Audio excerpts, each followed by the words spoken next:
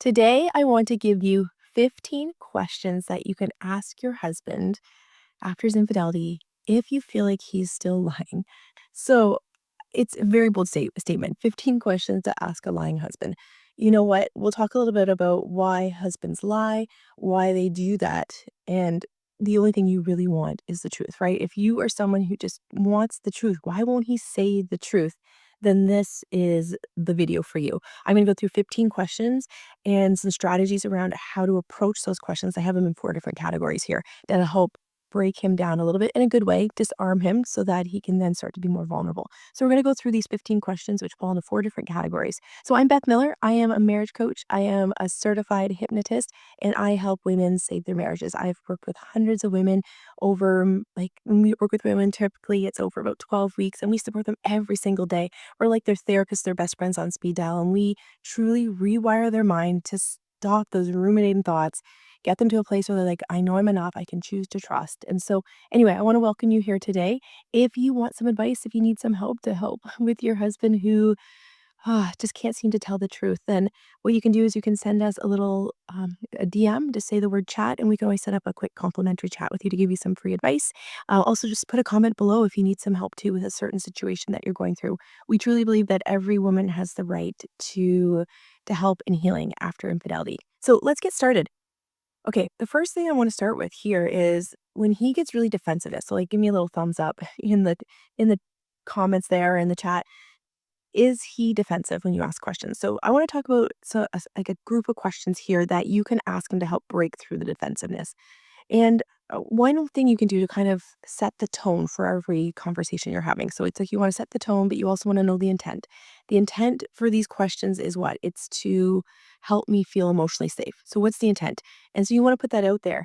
Um, or it's that I'm hurting a lot. I need some more reassurance that the truth is what I know is the only truth that's out there. It's the only thing that's out there for me right now, and there's nothing else. So you could start with a statement such as, you may not want to hurt me. Like, he doesn't want to hurt you. And that's often like, you think about this, why is your husband not telling the whole truth?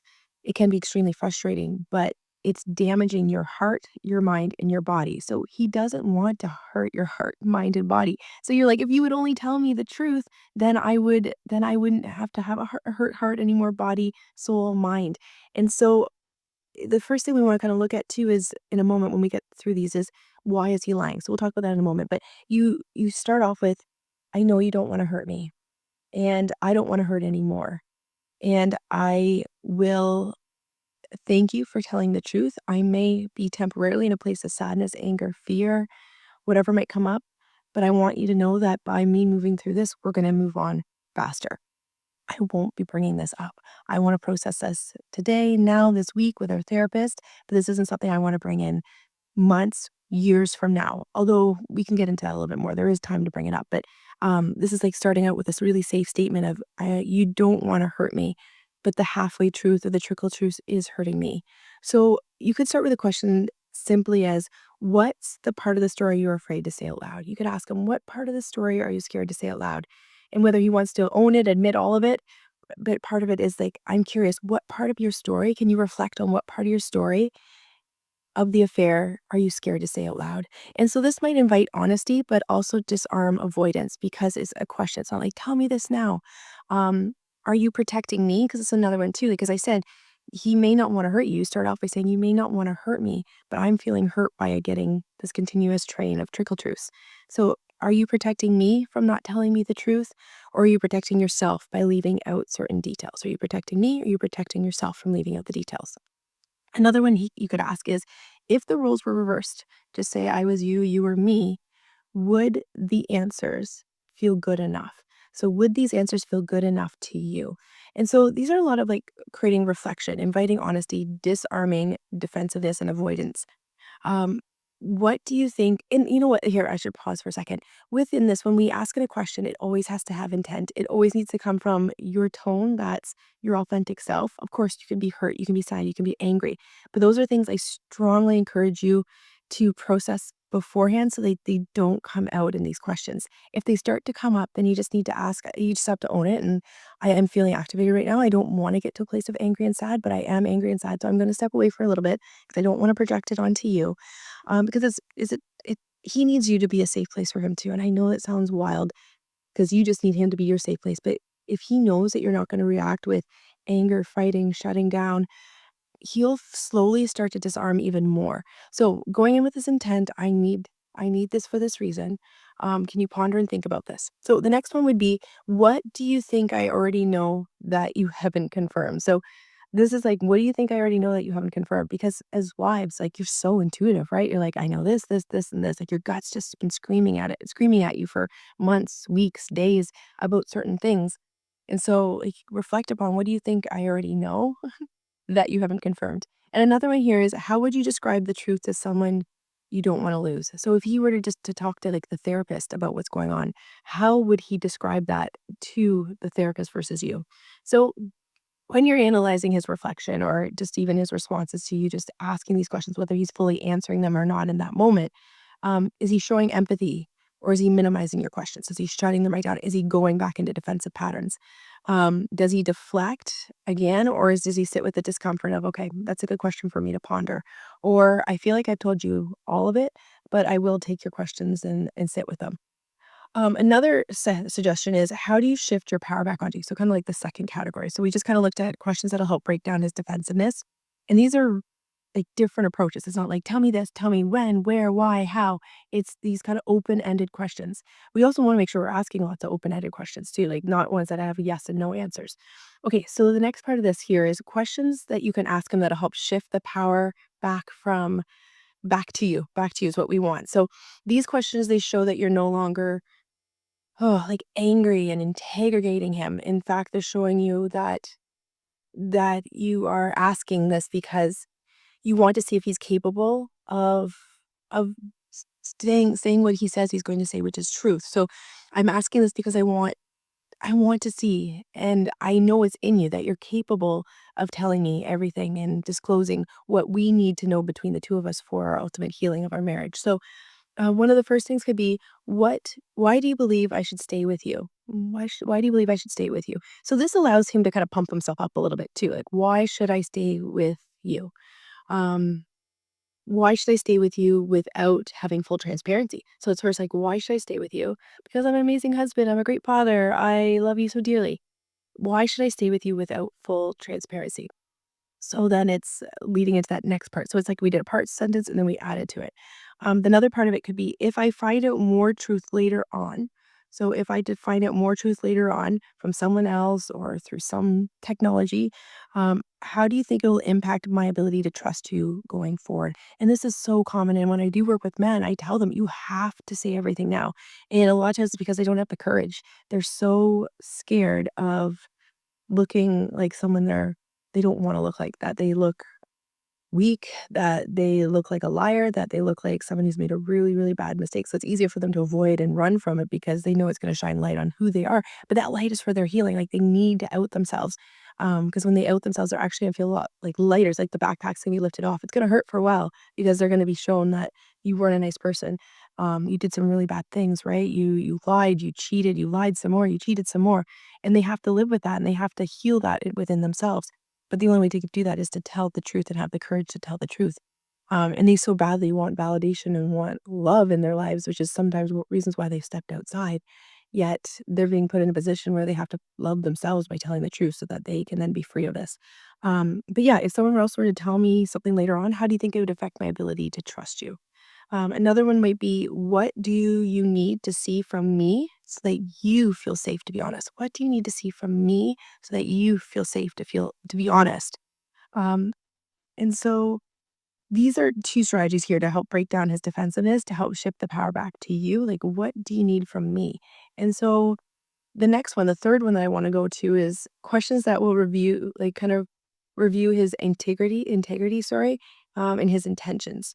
So this could help release some of his fear of opening up to you and telling you the truth.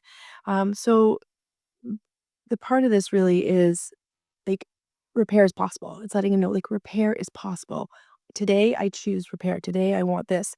But without the deep honesty that starts between us with who you're choosing to become. I need you to be fully honest with me because I need to see that version of you. Like, repair is possible, but not without the deep honesty. That starts with who you're choosing to become. And it's sometimes hard because you're like, he seems to be the same person he was. For some of you, you're like, he always was nice and kind to everyone. Everyone loved him. And he still seems nice and kind to everyone, and everyone still loves him. But I see this hidden part of him that he had kept secret for so long. So repair is possible, but without deep honesty. And how do I trust that that's you? So some questions you could ask here are, do you believe I should have the full picture to heal? Do you think I need to have the full picture to heal? And who gets to decide what the full picture is? I often say, like, when some wives want to ask lots of questions, they want to know all the details. I'm like, do you need to know that answer today for your healing? Do you need to know, uh, will that, okay, the answer that you're wanting to get from him, do you feel like it has to be that answer? Like, if you want to say, did you go to this hotel with her? And you think the answer is yes, like, you really feel like wholeheartedly that's a yes. If he says no, when you ask a question, we have to be open to receiving what it is in that moment. Say, "Okay, I hear that's your answer. I feel like I appreciate your honesty, but I also feel like it could be different. Can I sit with this for a bit and come back to you?" But we gotta come to a place where you're not gonna shut them down and start an argument, because we wanna disarm them so they feel safe to opening up. So another question could be, if trust was fully broken, what would you do to earn it back? What would you do to earn this back? If, like, I'd do anything, what would they do to earn it back? What kind of man do you want to become on the other side of this? I like this one a lot. Like, what kind of man do you want to become on the other side of this? Like, how are you going to change? Like, what should I see different in you? Because, like I said, it can be difficult to understand his intentions behind hiding or disclosing. Okay, another one I want to share is, let me see. Who? Let's see. Yeah, I think another part is, am I staying because of who he was or who he wants to become? That's another really important one in this when we're trying to figure out the intention behind who he is and who he's becoming. Am I staying with his potential? Um, and am I okay to sit and wait and pause for his healing to happen so he becomes the person I know he can be? Okay, so my next one is here, questions. Yeah, for his emotion, like, to figure out his emotional awareness of himself. So, let's see. So I'm asking this because, so this is what you would say. I'm asking this because it's the only way for me to feel safe now. So we want to kind of check in on his emotional availability, which will then help you feel safe. The more emotional and open he is, the more safe you'll feel. So I'm asking this because it is the only path for me to feel safe right now. So question could be, how do you keep the double life going on for so long? Like, how did you keep this double life going on for so long? And then you might want to break it into little components too. Like, how was it exhausting having to text this or do this? Or how were you able to do that? Like, if he could describe it and put it into his own words, how did you separate this life from this life? Um, what were you telling yourself to justify it? That's nice too, because this helps you feel emotionally safe too, because especially if you feel like it could happen again, it's understanding what his thought pattern were. And if he might not know the answers to this. This is the thing. And these aren't going to all come out at once, but these are ones to keep in your back pocket when it comes time to, I want to think about this. Let's reflect upon this together. And if you don't have the answer today, would it be okay if I asked you another time? So what were you telling yourself to justify it? Oh, yeah, it was just friends. We were just talking. Um, and then you could ask, like, are you open to seeing it from my perspective? If the shoe was on the other foot, are you open to that? What do you fear? What did you fear would happen if the whole truth came out? So what do you fear would happen if the whole truth came out? Or what would happen? Would you fear would happen if I knew everything right now? So you want to know, as a wife, like, did his answer show self-awareness or was he deflecting? Do you feel like you have more clarity or confusion after asking this? So when you ask these questions, is he still spiraling around and running around in all different directions? Or do you feel like there's like a crack, a little bit opened up within him? Overall, it's very difficult. Obviously, like, it's in his own time to really disclose and tell the truth. But the more you could be the safe place for him to open up and like, there's a lot of trauma here, there's a lot of pain, there's a lot of emotions, it does so much damage, it really does, and there is healing. Healing is 100% possible, because when a husband doesn't tell the whole truth, it's damaging, like I said, to your heart, your mind, your body, and the questions I've given you today are designed to help shift and find your power again amongst the mess of all these trickle truths. So even if he won't give you the truth right now, don't wait for your healing to begin. A lot of wives, they will wait. They're like, if he's not going to show me he wants this marriage, then what's the point? But you know what happens? It sticks with you. Like this stuff is deep and it hurts so much. So it's best to get ahead of it now and start working on the trauma of the images, the things you know, the things you've heard, because of course, every answer he doesn't give you, it's silence, right? And it's data.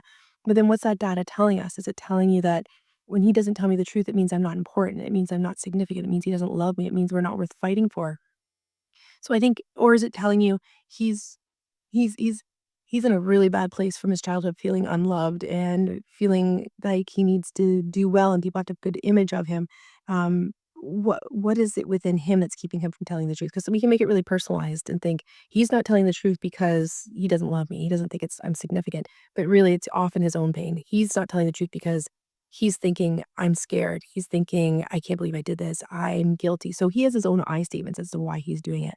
But in the end, like you need this, right? You need the healing, you need these answers for your safety, for even your ability to trust yourself. But in the end, if you never got the answers, does that mean you can never trust yourself again? No, we can kind of put the past in the past and be like, okay, I can hear myself. And a lot of times our intuition gets squashed. And so it's so important that we find that again and start to listen to it really, really deeply. Because it's been telling us a lot of things. And after a while, our intuition, we're like, is that actually am I making this stuff up? And that's when you start to feel crazy, and that's when the gaslighting, if it's been happening, it can really make you feel crazy. And then that emotional dysregulation happens. So you know what? You're not crazy. You're not needy. You're worthy of real clarity. It just might not come yet. But these are the types of questions that will slowly start to crack him open a little bit, giving him that safety and start his own healing. A lot of wives I work with, they're the catalyst for change in their marriage. If it wasn't for them starting to heal themselves so that when they have these conversations where he wants to shut down, they can stay grounded and calm and supportive and empathetic, even though he's shutting them down, which makes them at times or used to make them feel like they're not significant, not important. But instead, they're in a place of peace where, like, I'm surrendering right now today. I'm surrendering his healing right now and knowing that I need to show up as the best version of me. I need to give this the best shot I possibly can. And by doing that, it's not turning something into an argument, shutting down. It's not about that. It's about me showing up, asking these questions from a true open-hearted place. So with that said, check out these questions, have a listen. If you have anything that you need support with, send us a little DM with the word chat and we'd be happy to give it to you. So, like I said, I'm Beth Miller and yeah, check in with our next video. Join our Facebook group. The link will be in here if you're on YouTube. If you're in the Facebook group, join YouTube and we have a ton of, not join YouTube, subscribe on YouTube because we have a ton of different videos there. Also, the subscribing is a really great way to help other women because what it does is it tells YouTube in the algorithm that, you know what, this is helpful and other people are watching it and it gets it in the hands of other women that are in your shoes. So thanks everyone. Talk to you later.